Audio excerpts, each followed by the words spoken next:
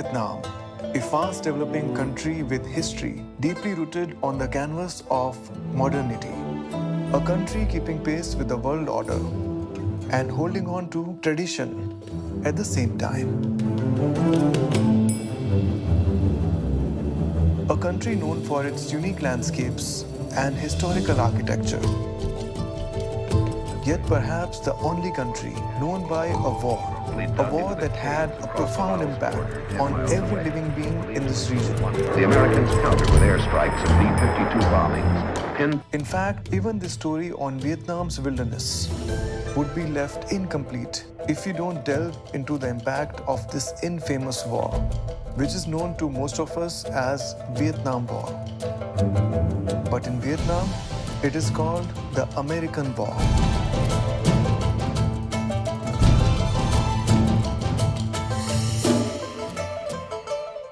Wars in any part of the world have a transformational impact on all the living beings in that area. I was wondering what implications this 20-year-long war would have had on this region's natural wealth. Join me on this journey as I team up with another wildlife biologist from India as we unravel the beauty of the wild Vietnam.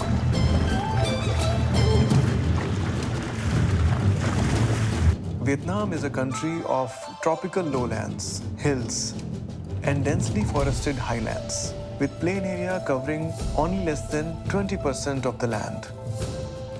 This roughly S-shaped country is located on the eastern margin of the Indo-Chinese Peninsula. It is 1650 kilometers long and is about 50 kilometers wide at the narrowest point. Its thick rainforests and protected areas hold a huge potential for biodiversity, and we were here to explore that. But given the spread of our species at almost every corner of the globe, the survival of any other living creature would depend on the rapport it has with the Homo sapiens living in that region.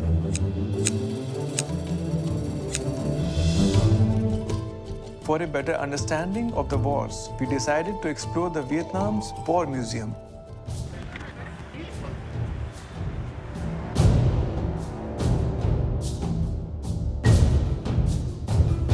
This infamous war was fought between North Vietnam, supported by the Soviet Union, China, and other communist allies, and the government of South Vietnam, supported by the United States.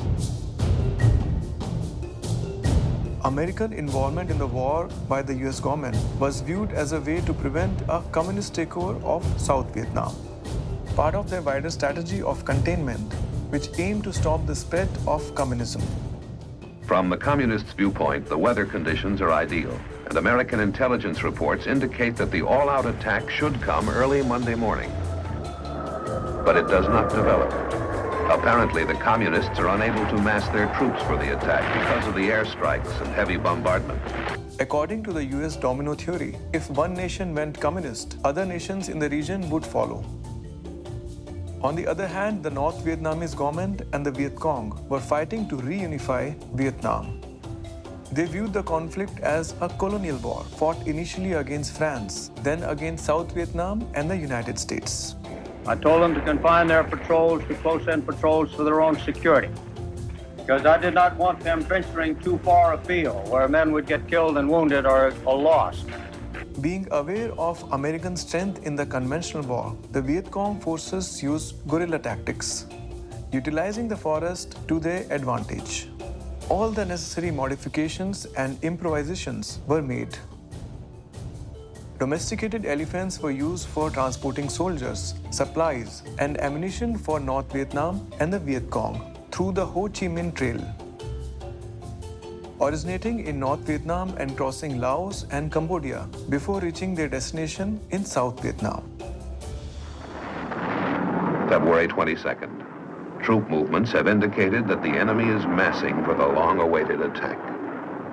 The defenders waited out, sandbagged bunkers and trenches, their position surrounded by tangled coils of barbed wire studded with explosive charges and claymore mines. The incoming artillery fire, rockets, and mortars of the enemy continue to pound the garrison. Elephants were seen as tanks that only Viet Congs knew how to drive. The thick canopy cover of the forest was seen as an impediment by the US to achieve superiority in war. Unable to win on the ground, the US and South Vietnamese forces relied on air superiority and overwhelming firepower. In the course of war, the US conducted a large-scale strategic bombing campaign against the North Vietnam. The Americans bombarded the North Vietnam region with an amount of explosive used in the Second World War. The North Vietnamese troops are forced to dig in, keep their heads down, and concentrate on avoiding being scorched by napalm or pulverized by the bombs. The heavy raids continued for over 3 years during the war. In order to clear the forest cover, huge amount of napalm bombs were used to burn down the foliage to barren ground. Use of napalm was believed to have a tactical and strategic effect against the Viet Cong, who relied heavily on the forest for the guerrilla war. An estimated 350,000 tons of US napalm bombs were dropped in this region between 1963 to 73. On the ground, especially on the supply line to the south, on the Ho Chi Minh Trail, US Army deployed a special armored tractor called the Rome Plow, which was designed to clear down any vegetation on its path. The forest cover was so effective that even wild elephants could march through the thick forest unnoticed. It forced the Americans to use defoliants to clear up the forest cover, thereby improving the visibility and also depriving the Viet Cong of fresh food. Different kinds of defoliants were used, and the most notorious was Agent Orange, which was dumped from US aircraft in huge quantities, showering down on people and wildlife. An IUCN press release of 1985 stated that in a 10-year period between 1961 to 71, about 72 million liters of herbicides, mainly Agent Orange, was sprayed over the forest as part of Operation Ranch Hand. Use of herbicide as a defoliant had long-term destructive effect on people of Vietnam, their land, and ecology. Eventually, vast regions of rainforest were successfully turned into wastelands. Elephants were also an animal of target, considering its utility for the Viet Cong. Many elephants were killed deliberately in the air raids. In one particular chilling incident, wild elephants were killed by rockets from an American helicopter gunship after its machine gun had failed. After killing the herd, the aircrew was ordered to go down and get the tusk, which was ultimately delivered back to the headquarters.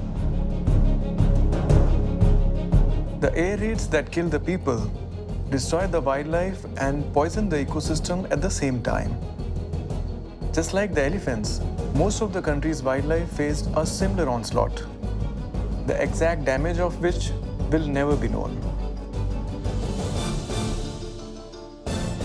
The war finally ended in April 1975, after the capture of Saigon by North Vietnamese army. The North and South Vietnam were reunified the following year. This almost 20-year-long war ultimately took the lives of about 58,000 American soldiers and as many as 3 million Vietnamese. And the immeasurable loss to the ecosystem was not even studied properly. By the end of this long war, an estimated 1/5 of Vietnam's forest cover was destroyed.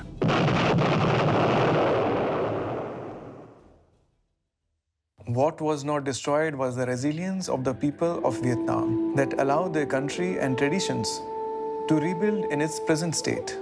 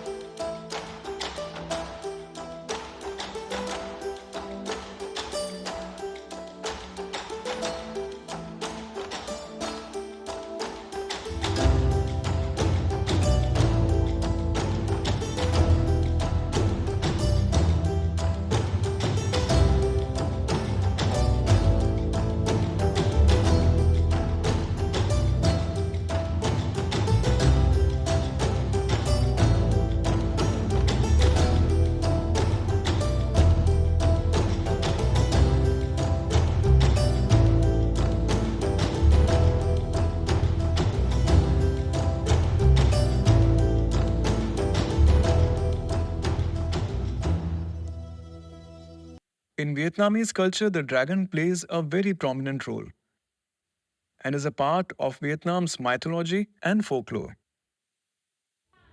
The image of Vietnamese dragon is derived from snakes and crocodiles, combining the image of a god snake in Buddhism and a Chinese dragon.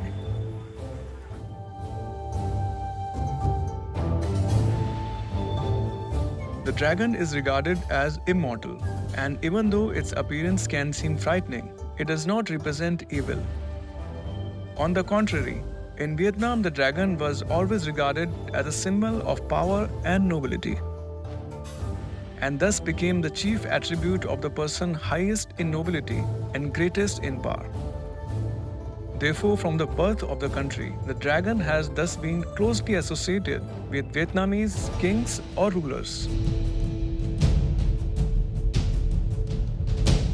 A fact reflected in the historical and contemporary architecture of the country.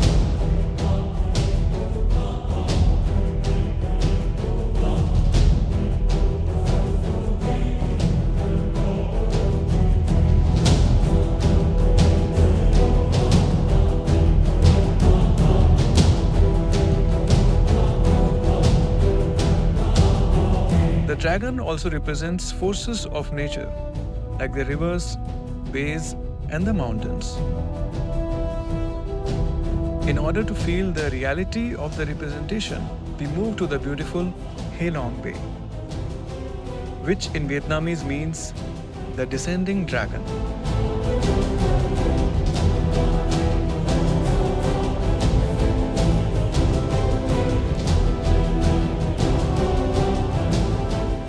Being one of the most prominent tourist destinations in Vietnam, Halong Bay fascinates visitors not only because of its heavenly natural beauty, but also because of its value in geology, history, and archaeology.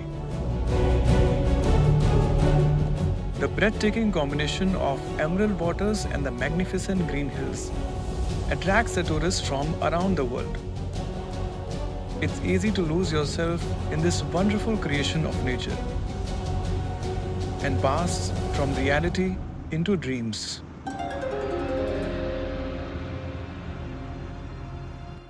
In recognition of its exclusively universal aesthetic value, Halong Bay was even listed as a UNESCO World Heritage Site in 1994.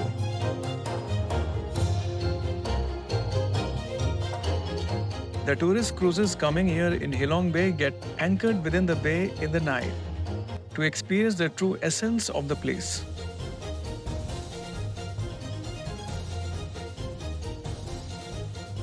Due to its strategic location, this area has also sustained naval wars for hundreds of years. The bay was even mined by the United States Navy during the Vietnam War. Sea mines have a psychological value that's immeasurable. There's something frightening when your opponent is a mindless automatic machine. It's there, you know it, and it's not going to make a mistake. But if you do, it may kill you.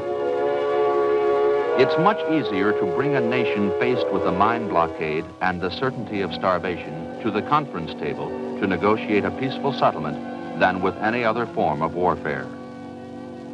A mine blockade enables the winner to triumph without killing.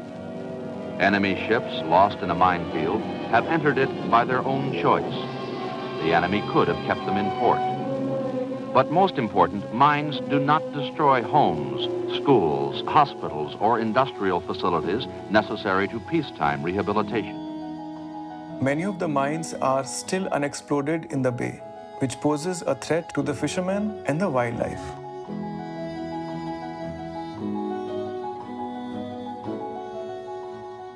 The imposing caste structure that gives Halong Bay its distinctive beauty has been evolving over the course of over 20 million years.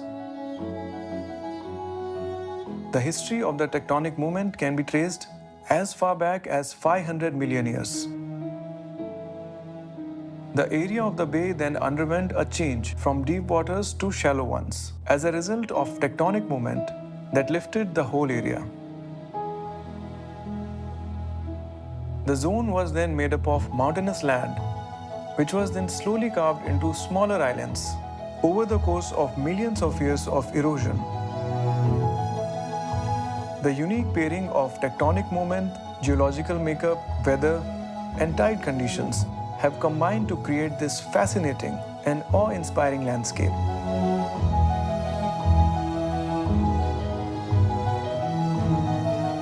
In geological terms, karst is an area of land made up of limestone, which is a soft rock that dissolves in water. As rainwater seeps into the rock, it slowly erodes the karst landscape that can be worn away from the top or dissolves from a weak point inside the rock. This landscape features caves and underground streams that flow at least partly beneath the surface of the earth.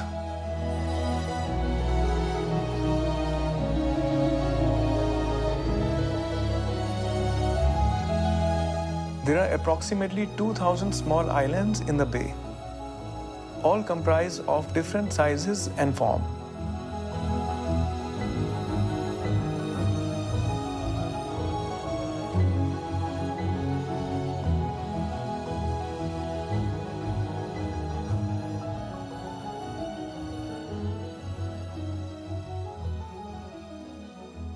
Crossing the fishing village, our boat moved towards the Katba Island.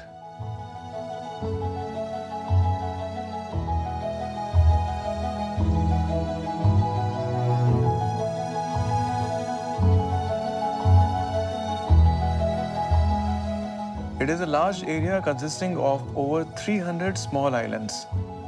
The place offers a great opportunity to explore the cave system in a kayak. While kayaking to explore the caves, you can even move under the base of the mountain and understand this phenomenal landscape in a more personal way, and witness how the bases of the limestone mountains were corroded by water across the centuries, thus creating passages under the hills. While coming out to the other side, the open valley reveals itself like a fairy tale.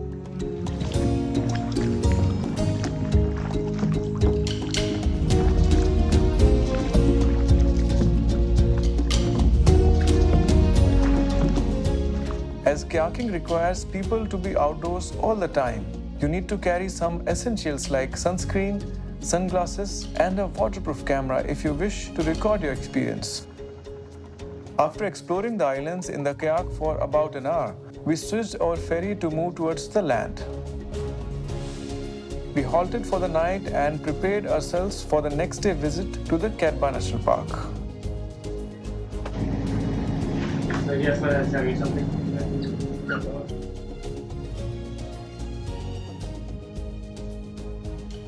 We chose to explore the park in the morning trek through a guided tour.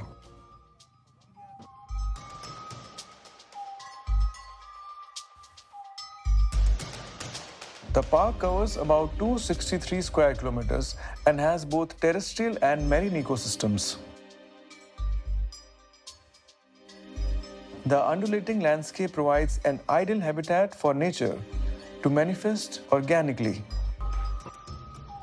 The park has over 1,500 vascular plant species. Among these, over 1,000 plants have known medicinal properties for humans, of which 58 plant species are listed in the Vietnam Red Book. The faunal diversity of the park is in low density, and it is difficult to spot because of the inaccessible landscape. Moreover, the complex system of caves in the mountains provides a nice forest home for the wildlife to stay wild. During the Vietnam War, Katba was used as a safe haven for the North Vietnamese army.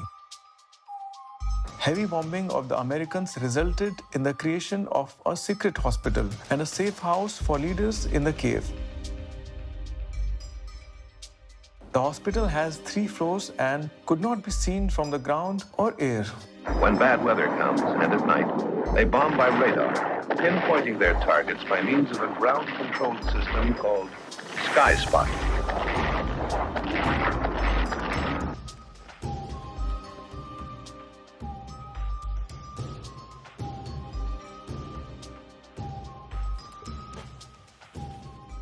Being an island ecosystem, there is high degree of endemism. The flagship species of the park is the golden-headed langur, or the Katba langur, which is found only in this island in the world. With a population estimation of less than 100 individuals, Katba langur is among the rarest primates in the world and definitely one of the rarest animals in the wild, anywhere on Earth. Their food mainly consists of leaves that make up 70% of its diet. In addition, they eat fresh shoots, flowers, bark, and also some fruits. Katba langurs are diurnal creatures and live in small groups. In the absence of rivers and permanent freshwater source, the langur take their moisture from rainwater, caught in the rock pockets and contained in vegetation. This island-dwelling primate has adapted superbly to a harsh landscape marked by razor-sharp rocks.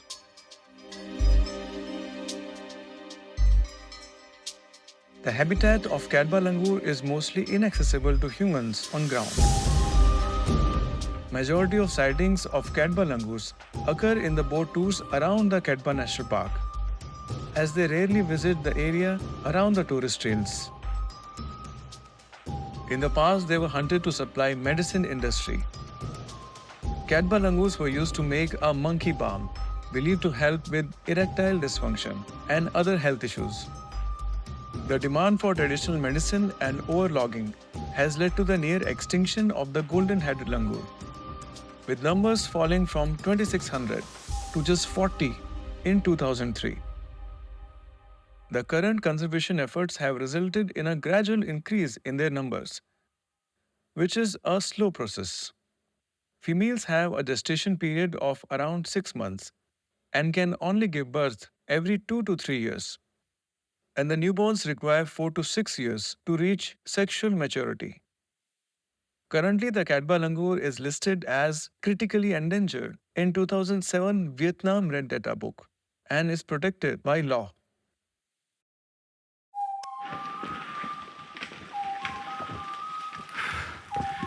We'll go from this side and then we'll come back from this side. Yeah, come back that side. Okay. After climbing around 500 meters on the Rocky Mountains, you arrive at the famous forest of Kim Jao trees, which is a kind of precious tree in Vietnam. Chop it from this tree to test the poison. Is the food, you see? Okay. If the food has poison, chop it from the tree can change the color. People believe that chopsticks made from Kim Jao wood can trace toxins mixed in food, a reason why valuable chopsticks are still made from this wood. The beautiful tall trees and the thick canopy cover were indicating the protection status of the park. But we were more keen on spotting some arboreal creatures on the trail.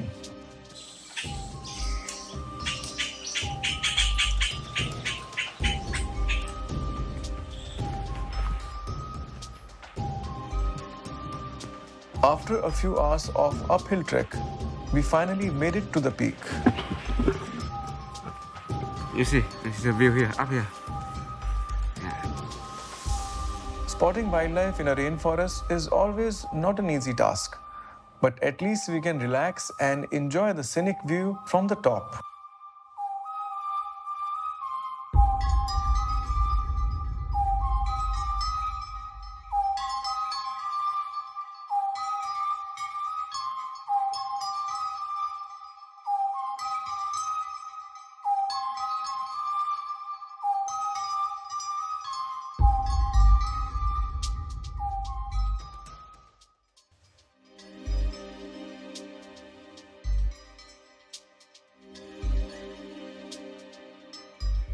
In the morning, we left the Katba Island in a ferry to reach the mainland town of Phuong, which is a big industrial zone and the third largest town in Vietnam, after Hanoi and Ho Chi Minh City. The following day, we traveled to Ninh Binh, a beautiful province known for its historical architecture, nestled in the beauty of Mother Nature. We halted at a serene countryside resort and planned our move forward. For next 2 days, we took the usual tourist trail and enjoyed the blissful pace of the Ninh Binh province.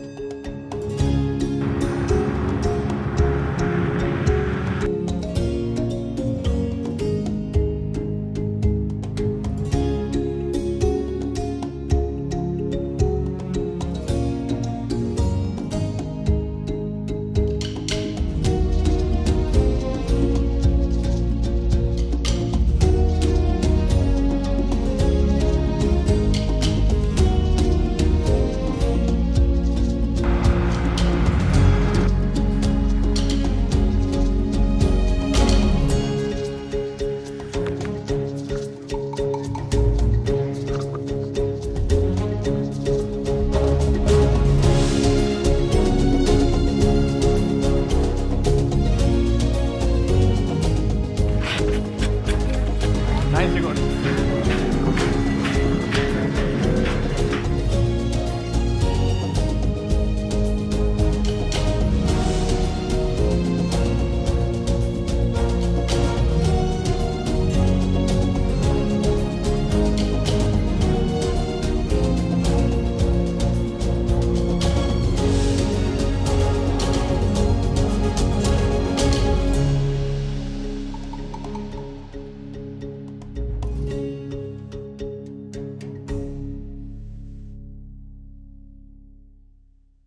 After imbibing the amazing ambience of Ninh Binh, we decided to explore its natural wonders through the Phuong National Park. Located at the western boundary of Ninh Binh province, Phuong is the first and the largest nature reserve of Vietnam. The tourist bus took about 1.5 hours driving through the suburban landscape to reach Phuong. Travel within the park can be done on foot or by motorcycle, bicycle or car. Phuong is situated on the western foothills of northern Annamite Range. The park consists of verdant karst mountains and lush valleys. The limestone mountains house numerous caves, many of which are accessible for exploration. On average, it rains more than 200 days a year, with an average annual rainfall measuring around 2100 millimeters. The dry season is between November to February. Monsoon is definitely a factor while planning a travel in Vietnam. The story of conservation started in Vietnam in 1962, when Phuong National Park was consecrated by Ho Chi Minh in the middle of the war, who reminded the Vietnamese people that protecting the environment is protecting their future. Since then, many national parks have been formed in Vietnam, but Phuong remains the largest. There are several species of plants and animals, including some rare primate species, but because of rampant hunting culture, most of them are struggling to survive, and some of them might already have gone extinct. We were here to explore the habitat and the wilderness, including the efforts of conservation breeding in the park.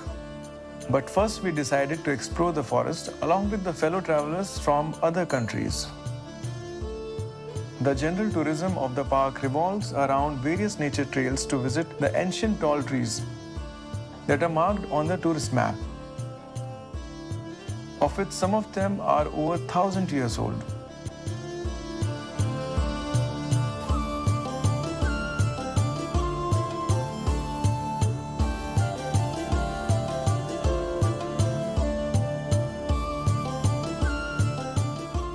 In the past, the park was home to Asiatic black bear, wild dogs, elephants, rhinos, and even tigers. But overhunting has reduced most of them to stuffed animal in the museum. Leopards, clouded leopards, and jungle cats may still be present in the park, but spotting them on the tourist trail would be a rare encounter. Every forest has its own self-management system and dynamics. Even this fallen log is providing home to many species that we may not understand in entirety. In fact, human beings cannot manage environment beyond the level of knowledge and experience, which is never above the awareness of the universe.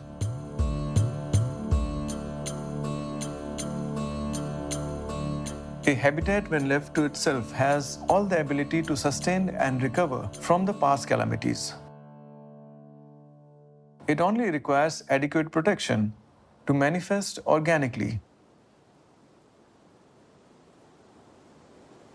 The creation of protected areas in Vietnam is a step towards that. Despite the dense rainforest and a diversity of fruiting trees, none of the primate species could be spotted during the forest trek. Current status of species in the wild is also not so encouraging. Vietnam used to be home for Indo-Chinese tiger, a subspecies of tiger, which is now estimated to be just less than 5 in the wild in Vietnam.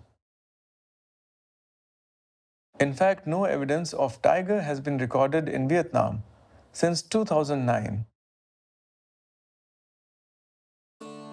Other felines are found in extremely low density as well.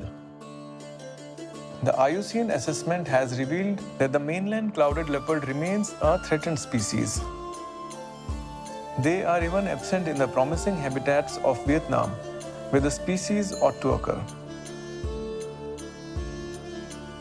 A recent analysis found that while relatively widespread in northeast India, Bhutan, Myanmar, Thailand, and Malaysia, the mainland clouded leopard may be totally extinct in Vietnam.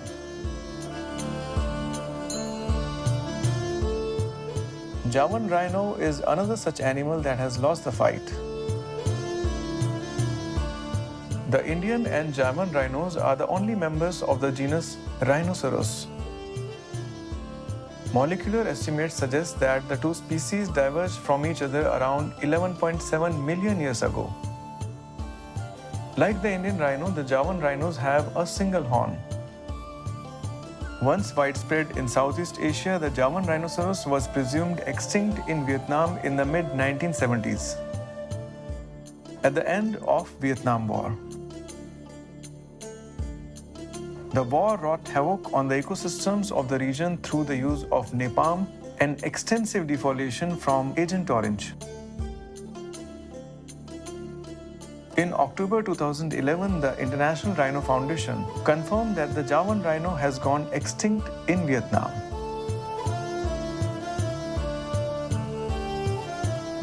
The decline of Javan rhino is attributed to poaching, primarily for their horns, which are highly valued in traditional Chinese medicine,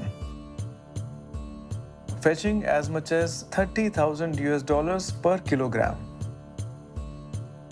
This consumer demand in China and Vietnam for rhino horn has fueled the poaching industry. Because of this, in the past 40 years, the world has lost 95% of the rhinos in Africa and Asia.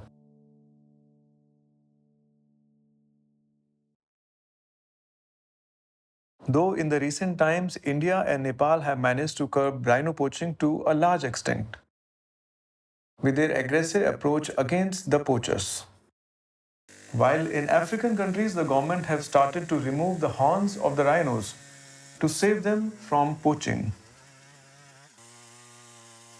The success of this rather invasive conservation measure is reflected in the recent downward trends in rhino poaching in Africa. Rhinos may have gone extinct in Vietnam, but there is this rhinoceros rat snake that tries to make up for the loss. Also called the green unicorn snake, this horn-nosed species of snake is found almost exclusively in the highlands of Vietnam. A large variety of other venomous and non-venomous snakes can be found throughout the parts of Vietnam.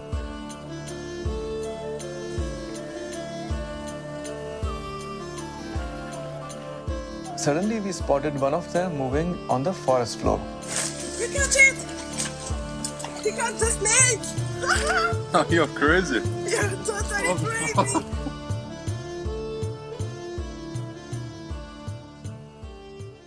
Vietnam currently has 490 species of reptiles, a list which is getting updated every year and is likely to grow. as new field sites are getting explored and advanced molecular techniques are being used for classification.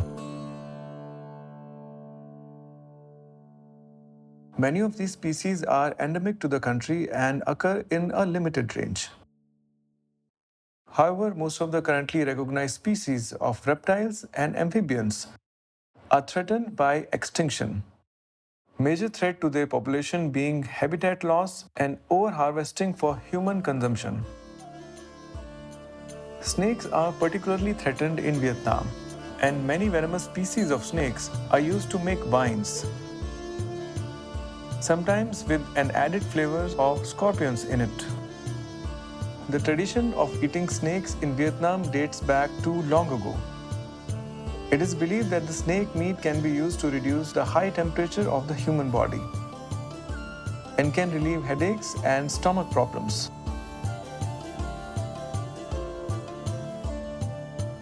The crocodiles are equally threatened. There are two species of crocs found in Vietnam: the saltwater crocodile and the Siamese crocodile. Both species are difficult to spot in the wild and are at the verge of extinction in Vietnam due to overhunting, habitat destruction, and collection for the crocodile farms. A large population of Siamese crocs are raised as a source of food, leather, and other crocodile products. In the farms, they are bred in thousands to cater to the demand of the international market for many luxury brands.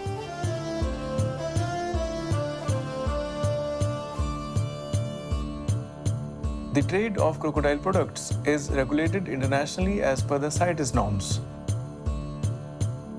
The current international trade involves over 1.5 million crocodilian skins per year, which is legally exported from about 30 countries.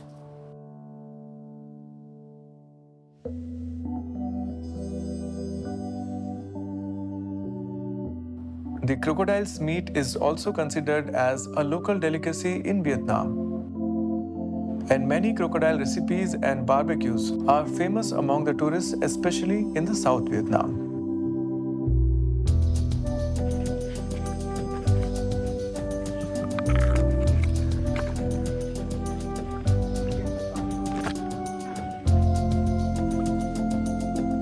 After coming out of the forest, we thoroughly checked our clothes and equipments for leeches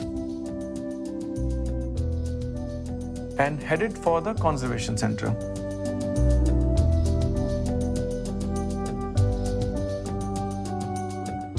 In the recent times, Vietnam has consciously strived for environmental conservation, and the new generation is more inclined towards wildlife protection than ever before. The Conservation Breeding Center in Phuong National Park is a symbol of it. Perhaps the most exclusive of Vietnam's natural wealth is its primates. There are 25 species of primates found in Vietnam, of which 5 are endemic. But sadly, 11 of them are critically endangered. It is undoubtedly one of the most important countries in the world for primate conservation. Monkeys in Vietnam are hunted for their meat and the infamous monkey brain soup. Some of the fortunate victims of the illegal trade in Vietnam can be found here.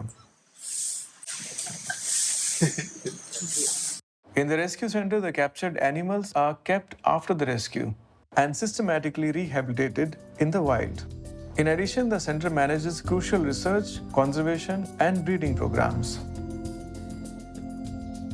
Turtle Conservation Center is home to some of the most endangered turtles in Vietnam, including the Vietnamese pond turtle, which is nearly extinct in the wild.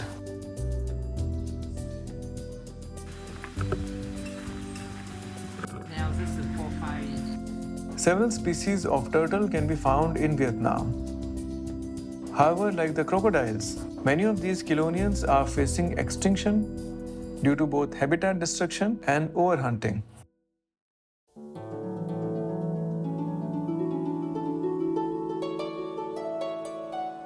But gladly, things are changing. In 1992, the Vietnamese government began long-term deforestation efforts to promote planting on the barren hills. and to enrich the existing forest.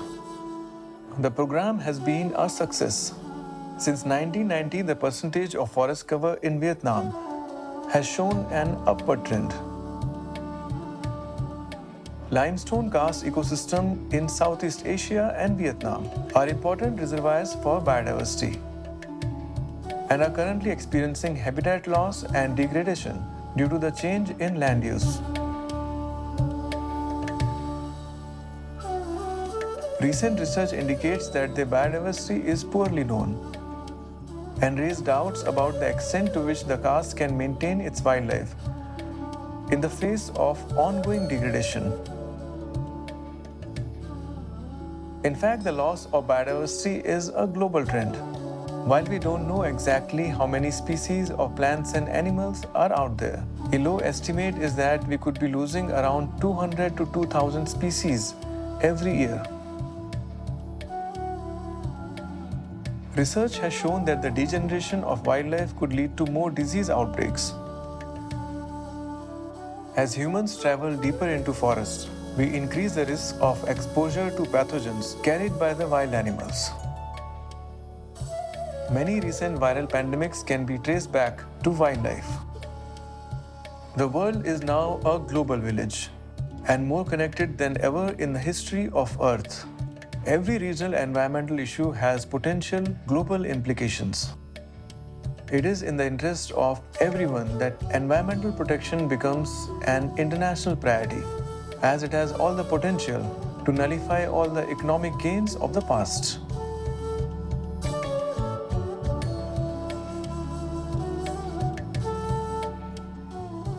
Forests are not just for wildlife protection, but are vital to secure freshwater resources for humanity as well. By 2025, the UN predicts that 2/3 of the global population will live in water-scarce areas, and about 700 million around the world could be at a risk of displacement by this water scarcity. The future wars won't be fought for oil or against communism, but to secure the resources of fresh water. To avoid this, it is important that wildlife of Vietnam and all the countries must stay wild and remain in the wild. The recent efforts in conservation have started showing promising results, and hopefully the new generation of primates in the rescue center could roam freely in the pristine habitats of the wild Vietnam.